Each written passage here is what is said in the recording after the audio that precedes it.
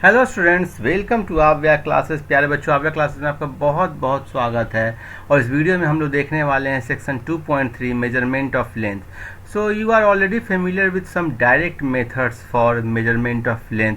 Direct method से आप familiar हैं, ठीक है। लाइक यदि मीटर स्केल जो होता है, मीटर स्केल में आपको मालूम है एक जो 0 और 1 और 2 के बीच में जो गैप होता है वो कितना होता है, यहाँ पर 10 बने होते हैं। कितने बने होते हैं? 10।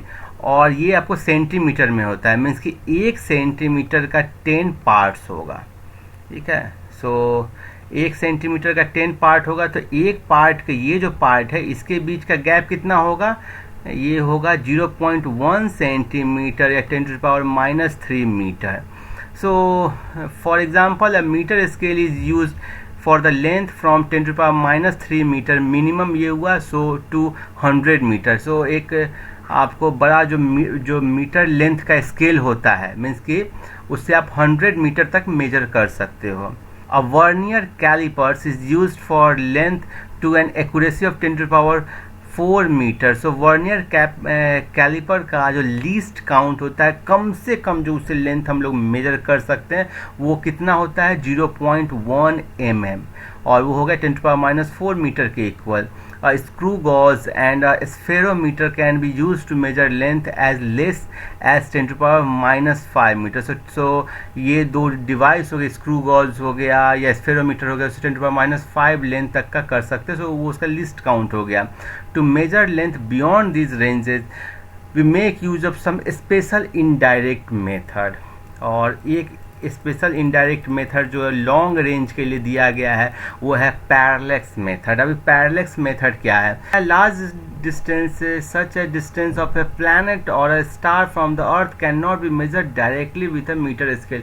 ऐसा तो आप है नहीं कि एक मीटर का फीता लोगे और यहाँ से सोचोगे कि सन तक या किसी स्टार तक मैं जा करके उसका लेंथ देख लूँ, डिस्टेंस। तो पैरेलैक्स मेथड क्या है? पैरेलैक्स मेथड में आप 2 पॉइंट ऑफ ऑब्जर्वेशंस लेते हैं और वहाँ से स्टार या कोई जो डिस्टेंट जो दूर का ऑब्जेक्ट है उसको देखते हो, और ये कितना एंगल बना रहा है वो कैलकुलेट करते हो। क्लियर है? सो इसके बारे में हम लोग फर्दर देखेंगे, लेकिन पहले ये किस थ्योरी पर बेस्ड है, इसको एक प्रैक्टिकली आप कैसे फील कर सकते हो उसके लिए यहाँ पर दिया गया। आप एक पेंसिल लो और पेंसिल को किसी वॉल के सामने में रख दो, और फिर राइट आई को क्लोज करके लेफ्ट आई से आप देखो। फिर आप क्या करो कि लेफ्ट आई को क्लोज करके केवल राइट आई से देखो। सो एक बार में जब अलग अलग आई से केवल देखोगे ना, तो पेंसिल का जो नोक है ना वो शिफ्ट लगेगा। लाइक फर्स्ट केस में यहाँ लगेगा और दूसरे केस में लगेगा कि थोड़ा सा शिफ्ट हो गया है। सो ये आपको समझने में दिक्कत हो तो 2-3 वर्ड लिख लो और वर्ड के नोक के पास रखो और उसके बाद चेक करो तो देखोगे थोड़ा सा शिफ्टेड लगेगा। तो क्यों शिफ्टेड होता है? क्योंकि आप 2 पॉइंट ऑफ ऑब्जर्वेशन से ले रहे हो और उनके बीच 2 पॉइंट ऑफ ऑब्जर्वेशन क्या है? आपके आईज हैं, और इन दोनों के बीच का जो डिस्टेंस होता है यही बेसिस कहलाता है। So the distance between these 2 point of observation is called the basis. यहाँ पर ये जो डिस्टेंस है ये बेसिस है। और क्लियरली ये जो मेथड है ना, ये जो फिनोमेना है कि आपको दोनों शिफ्ट लगता है, इसी को बोलते हैं parallax. So to measure a distance d, distance d को मेजर करना है जो बहुत far away from planet S by parallax method we observe it from 2 different positions A and B on the earth। so suppose करो ये A है, ये B है, ये स्टार S को आपको मेजर करना है। so 2 डिफरेंट पोजीशन से आपने लिया, इनके बीच का डिस्टेंस को आप स्मॉल b से डिनोट किए। अब क्या है ना, ये चूंकि इतना दूर है ना कि यहाँ से इसका डिस्टेंस d मानोगे तो यहाँ से भी इसका डिस्टेंस दूर होगा। अब स्टार को आप इंडिया में ही समझो कि आप जयपुर से देखो और दिल्ली से देखो स्टार को, तो क्या अंतर आएगा? कुछ अंतर नहीं आएगा। With 2 different positions A and B on the earth separated by a distance b at the same time। देखो इस फिगर से भी दिया गया, और ये जो एंगल आता है ना सिंबल, ये angle is called parallax angle और पैरेलैटिक एंगल। सो ये जो एंगल आपने निकाला, ये एंगल AC को बोलते हैं, थीटा को बोलते हैं पैरेलैक्स या पैरेलैटिक एंगल। अब क्या है कि ये D सेम है और ये चूंकि बहुत दूर है तो इसको स्ट्रेट लाइन की जगह आप आर्क मान लेते हो। क्या मान लेते हो? आर्क। और अभी आपने पिछले वीडियो में देखा था पैरेलल एंगल का केस, तो पैरेलल एंगल को क्या दिखाते हैं? थीटा इज इक्वल टू ये जो कर्व का जो distance divided by radius. So as the planet is very far away and therefore ये जो था डिस्टेंस, ये एंगल आपने थीटा निकाले, ये डिस्टेंस d है, ये b है, a और b पॉइंट से इस स्टार का, और ये b बाई डी देख रहे हो बहुत बड़ा है, b तो बहुत छोटा डिस्टेंस है, स्टार से तो डिस्टेंस बहुत है। सो आपको इस AB को अप्रॉक्सीमेटली आर्क मान सकते हो कर्व का लेंथ, विथ इसको सेंटर मानते हुए। सो आप सोचो कि ये बहुत दूर में एक छोटा सा एक इस सेंटर का एक सर्किल का आर्क बना रहा है और ये एंगल थीटा है।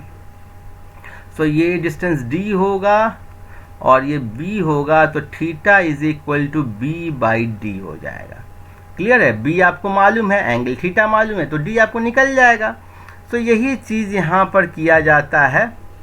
देखो ये सारा चीज लिखा गया है, AS distance BS distance same है और b आपको हो जाएगा d थीटा के इक्वल, और यहाँ से d आपको निकाल सकते हो। एक सिमिलर इसी टाइप से आप यूज़ करते हो किसी भी जो प्लैनेट या किसी का एंगुलर डायमीटर कैलकुलेट करने में, वो भी बहुत आसान है। सब तो सपोज करो कि मैं एक प्लैनेट ले रहा हूँ जिसका डायमीटर, ठीक है, ये आपको सर्किल है और इसका डायमीटर आपको स्मॉल d है।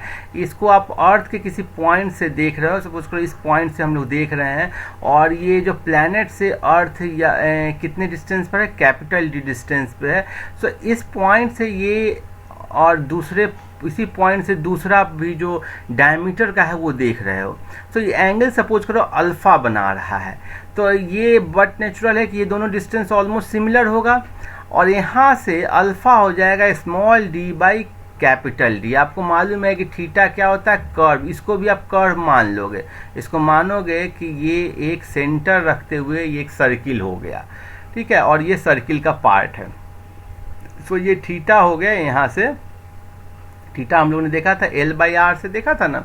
सो यहाँ से पैरेलल एंगल वाला जो कंसेप्ट देखे थे ये हो जाएगा अल्फा रेडियन, और ये alpha the angle alpha can be measured from the same location on the earth. It is the angle between the two directions when two diametrically opposite points on the planet are viewed through the telescope. तो यहाँ से telescope आपके पास में है, रखे घुमाए घुमाए घुमाए, यहाँ पर आए तो एक डायमीटर मिल गया, फिर घुमाते घुमाते यहाँ पर आए तो एक मिल गया। तो ये दो डायरेक्शन आपने देख लिया था, ये एंगल निकाल लिया। सो d तो आपको नोन रहेगा, ये डिस्टेंस आप पहले पैरेलैक्स मेथड से आप निकाल चुके हो, और ये भी निकल जाएगा फिर आसानी से। अब कुछ न्यूमेरिकल से वो देख लेते हैं।